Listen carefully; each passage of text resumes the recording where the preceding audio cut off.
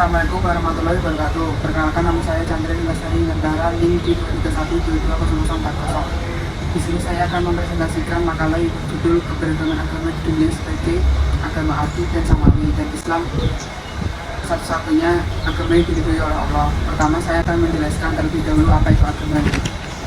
Agama adalah suatu sistem yang mengatur tata keimanan atau kepercayaan pada Tuhan Yang Maha Esa.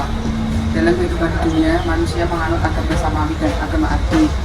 Pertama, saya akan menjelaskan apa itu agama Samawi. Agama Samawi adalah agama yang turun dari langit yang berlandaskan wahyu. Agama Samawi dibagi dengan 3 golongan, yaitu Islam, Kristen, dan Yahudi. Agama Islam menurut Syekh Mahmud Shaltut adalah agama Allah yang diperintahkan untuk mengetahui peraturan yang diajarkan kepada Nabi Muhammad SAW dan mengajak umat manusia untuk memeluk agama tersebut. Kitab suci agama Islam adalah Al-Quran. Usia agama Islam sudah beribu-ribu tahun sejak Allah Subhanahu wa Ta'ala menurunkan Al-Quran. Kedua, agama Kristen. Agama Kristen adalah pemupukan akal orang-orang percaya dan anak-anak mereka dengan firman Allah dan bimbingan Roh Kudus dengan sejumlah pengalaman belajar yang dilaksanakan di gereja. Kitab suci agama Kristen adalah Injil. Usia Kristen juga berusia ribuan tahun sejak kali pertama diturunkan kepada umat manusia. Yang ketiga adalah agama Yahudi. Yahudi adalah kepercayaan terhadap Yuda, ada sebuah agama Abrahamik, monoteistik, dan ateis. Kitab suci Taurat. Usia agama Yahudi sudah beribu-ribu tahun sejak diturunkan pada Nabi Musa alaihissalam. Kedua, saya akan menjelaskan apa itu agama Ardi. Agama Ardi adalah agama yang berkembang berdasarkan budaya, daerah, pemikiran seseorang yang diterima secara global dan bukan berlandaskan wahyu. Agama Ardi dibagi menjadi 2 golongan, yaitu agama Buddha dan agama Hindu. Agama Hindu adalah agama kepercayaannya kaya mencakup keyakinan yang bersifat monoteisme, politisme, dan ateisme. Kitab suci agama Hindu adalah Weda. Usia agama Hindu tercatat sebagai salah satu agama paling tua di Indonesia, yaitu sejak 7.000 hingga 6.000 sebelum Masehi. Yang kedua adalah agama Buddha. Agama Buddha adalah sebuah pandangan filosofi berasal dari bagian timur anak benua India dengan berlandaskan kepada ajaran Siddhartha Gautama.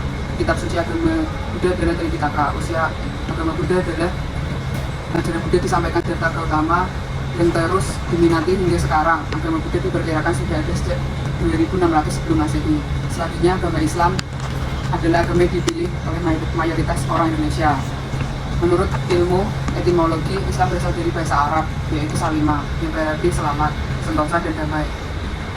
Kala itu dibentuk salama, yang berarti memelihara dalam keadaan selamat, sentosa, dan berarti juga menyerahkan diri, tunduk, patuh terhadap sikap sebagaimana maksud pengertian Islam tersebut. Agama Islam menurut para ulama, Nabi Muhammad SAW menjawab pertanyaan Umar bin Khattab tentang apa itu Islam. Dan beliau menjawab, Islam itu adalah bahwa engkau mengakui tidak ada Tuhan selain Allah dan bahwasanya Muhammad itu utusan Allah. Yang kedua, menurut Umar bin Khattab menjelaskan Islam sebagai agama yang diturunkan oleh Allah Subhanahu wa Ta'ala kepada Nabi Muhammad SAW. Kenapa Islam satu-satunya yang dianggap sebagai agama yang diridhoi oleh Allah? Karena satu, Islam adalah ajaran Nabiya atau Tuhan. Yang kedua, Islam adalah ajaran insaniyah atau adanya persaudaraan sama umat muslim. Yang ketiga, hak asasi manusia. Satu, hak hidup manusia. Yang kedua, meyakini sebuah agama. Yang ketiga, hak kemuliaan. Yang keempat, hak hidup berkecukupan. Keempat, Islam adalah ajaran moderat atau agama yang berpendapat yang tidak dibatasi oleh tempat dan waktu. Yang kelima, Islam adalah risalah bagi seluruh alam semesta. Yang keenam, Islam adalah agama dalam seluruh fase dan sektor kehidupan yang dibagi menjadi 3, yaitu akidah Islam, syariat Islam, Islam. Yang ketujuh, Islam adalah ajaran yang moderat atau mampu memahami realitas yang ada. Yang kedelapan, al-wasiyah dalam ajaran Islam atau mengajarkan umat muslim bersikap adil. Dari semua yang sudah saya jelaskan, saya sependapat dengan judul makalah yang sudah saya selesaikan bahwa agama Islam adalah agama yang diridhoi oleh Allah. Karena sudah saya sebutkan 8 alasan mengapa Islam sebagai agama yang diridhoi Allah. Menurut Al-Imran ayat 85 adalah barang siapa mencari agama selain agama Islam, dia tidak akan diterima dan di akhirat dia termasuk orang-orang yang rugi.